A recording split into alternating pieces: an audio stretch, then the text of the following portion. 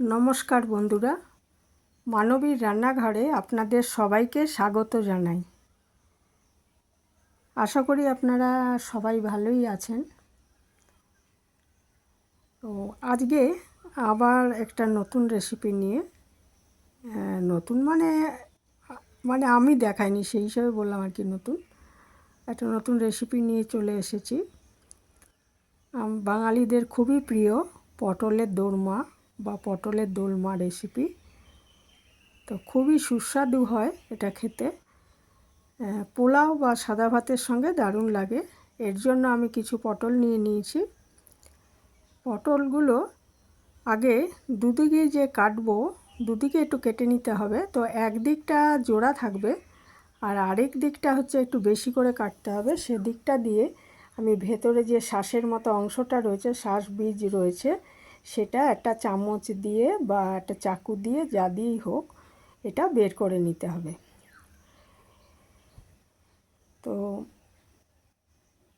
এই যে আমি আর গাটা আমি শুধু আঁচড়ে নেব যাকে বলে আর কি, খোসাটা ছুলবো না। এমনি ওপরে যে পাতলা আস্তরণটা সেটা শুধু সরিয়ে দেবো।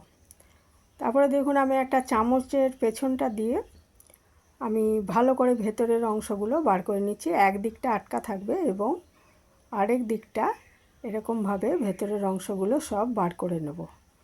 ভেতরের যে শ্বাস এবং বীজ অংশটা রয়েছে ওটা আমি ফেলবো না, ওটা আমি পরে কাজে লাগাবো। তো এইভাবে এগুলো আগে আমি সব ভেতরের অংশটা বার করে নিচ্ছি। আর ভেতরের অংশটাও আবার পেস্ট করে নিয়ে আমি সেটা পরে আমার কাজে লাগবে। যে এরকমভাবে ভেতরটা একদম পরিষ্কার করে বার করে নিয়েছি। আর পটলের দোরমাটা আমি আমিষভাবে করব, মানে চিংড়ি মাছ দিয়ে করব আর কি। এটা নিরামিষভাবেও করা যায়, পনিরের দিয়ে বা ডালের ফুট দিয়ে অনেক রকমভাবেই করা যায়। তো এটা মেন যেটা আমিষভাবে যেটা করা হয় সেটাই হচ্ছে বেশি নাম, চিংড়ি মাছ দিয়ে করি আমরা সেটা। তো যারা নিরামিষ খান তারা পনির দিয়ে করেন, আর পনির দিয়ে আমরা সবাই খাই সেটা নয়, তারা তো চিংড়ি মাছ খান না নিরামিষে সেটা। তো আজকে আমি আমিষভাবে করেছি এটা। এই দেখুন ভেতরের এগুলো সবগুলোই আমি পরিষ্কার করে নিয়েছি। নিয়ে এটা পটলগুলো আমি নুন আর হলুদ মাখিয়ে আমি কয়েক মিনিট রেখে দিচ্ছি, যাতে ভালো মতো নুন হলুদটা এর মধ্যে মেখে যায়। ভেতরটাও একটু দিয়ে দিতে পারেন, তাহলে ভালো হবে। ভেতরটাও নুন হলুদ ঢুকলে খেতে ভালো লাগবে। তো এইভাবে আমি এগুলো মাখিয়ে নিচ্ছি নুন হলুদ।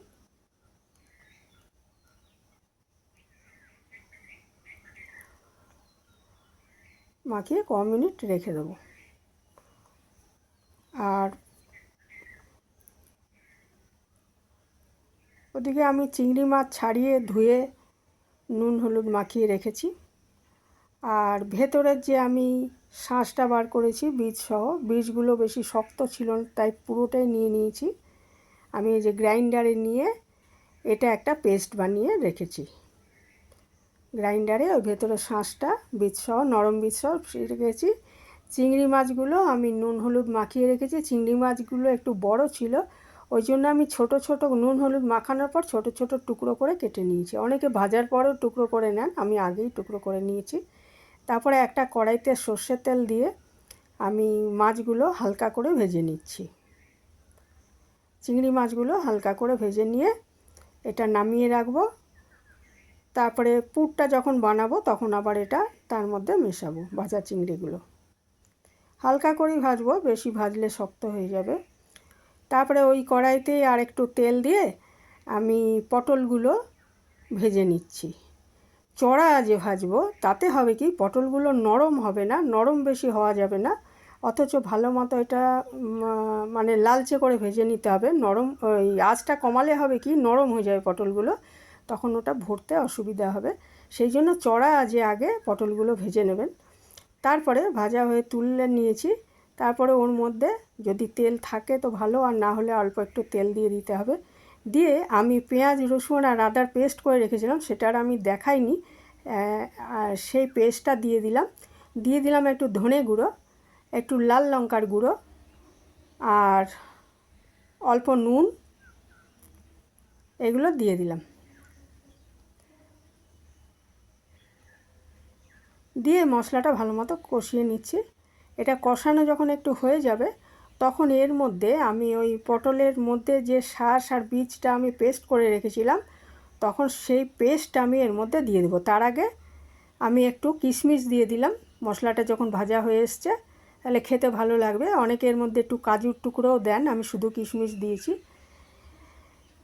কিশমিশ এটা একটু নাড়াচাড়া করে এর মধ্যে আমি ওই পটলের ভেতরের যে পেস্টটা করে রেখেছি ওইটা এবারে মিশিয়ে দেবো, দিয়ে আবার কষিয়ে নেব।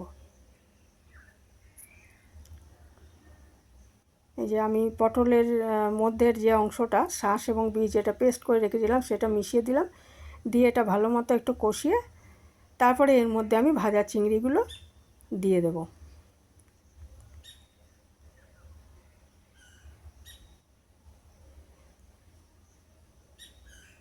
এটা একটু রান্না হয়ে এলে কাঁচা ইয়েটা ভাবটা একটু চলে গেলে এর মধ্যে আমি ভাজা চিংড়িগুলো মেশাবো।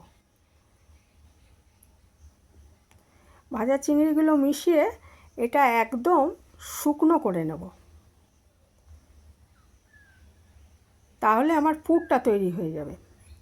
একদম শুকনো হয়ে যেতে হবে ওটা, একদম এটা নাড়াচাড়া করে একদম শুকনো করে নেব, তাহলে আমার পুরটা রেডি হয়ে যাবে। পুরটা রেডি হয়ে গেলে পটলগুলো তো ভেজে রেখেছি ওগুলো অলরেডি ঠান্ডা হয়ে যাবে, আর পুরটা রেডি হয়ে গেলে পুরটাও কিন্তু ঠান্ডা করে নিতে হবে।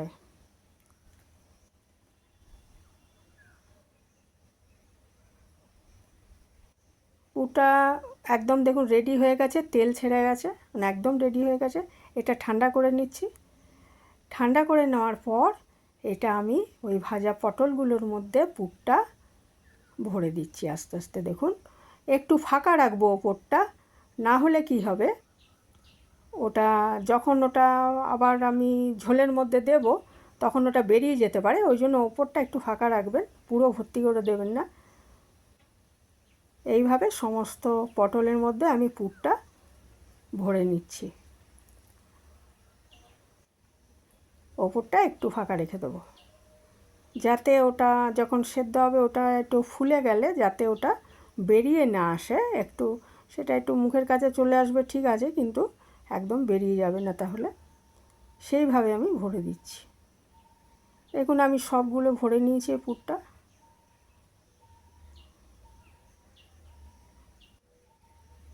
মোটামুটি মাপে ঠিকই ছিল, সব ভরে নিয়েছি। আর এরপরে আমি একটা কড়াইতে আবার সর্ষের তেল দিয়ে দিচ্ছি, দিয়ে তেলটা গরম হয়ে গেলে এর মধ্যে আমি একটু গরম মশলা ফোড়ন দিলাম, মানে শুধু এলাচ আর দারচিনি দিয়েছি, ইচ্ছে করলে একটু লবঙ্গ দিতে পারেন, তেজপাতা দিতে পারেন, আমি শুধু দারচিনি আর এলাচি দিয়েছি। দিয়ে আমি আবার কিন্তু একটা পেস্ট করে রেখেছি পেঁয়াজ আদা এবং রসুন মিলিয়ে, একটা বড় পেঁয়াজ 1 ইঞ্চি আদা একটু রসুন 4-5 কোয়া মিলিয়ে আমি পেস্ট করে রেখেছিলাম সেটা দিয়ে দিলাম একটু ধনে গুঁড়ো একটু লঙ্কা গুঁড়ো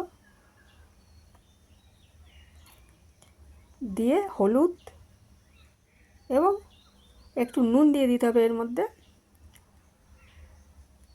পরিমাণ মতো নুন দিয়ে দেবেন, আর স্বাদ হওয়ার জন্য সামান্য একটু মিষ্টি দিয়ে দেবেন। আমি দিয়ে দিলাম একটু নুন 1/2 চামচ মতো, একটু হলুদ দিচ্ছি,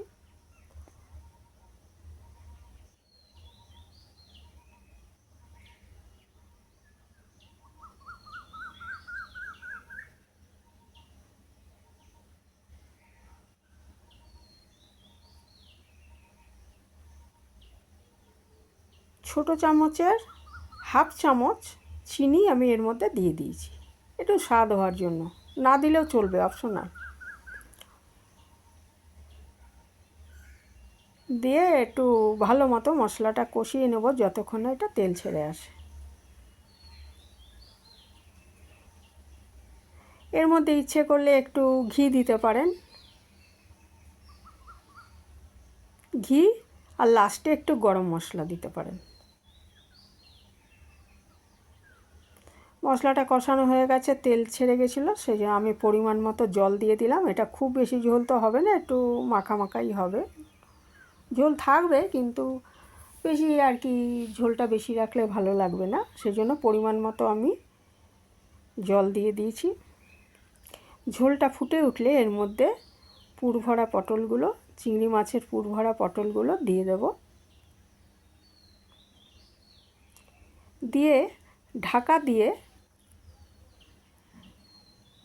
প্রায় মিনিট 6 রান্না করে নেব, তাহলে এটা তৈরি হয়ে যাবে।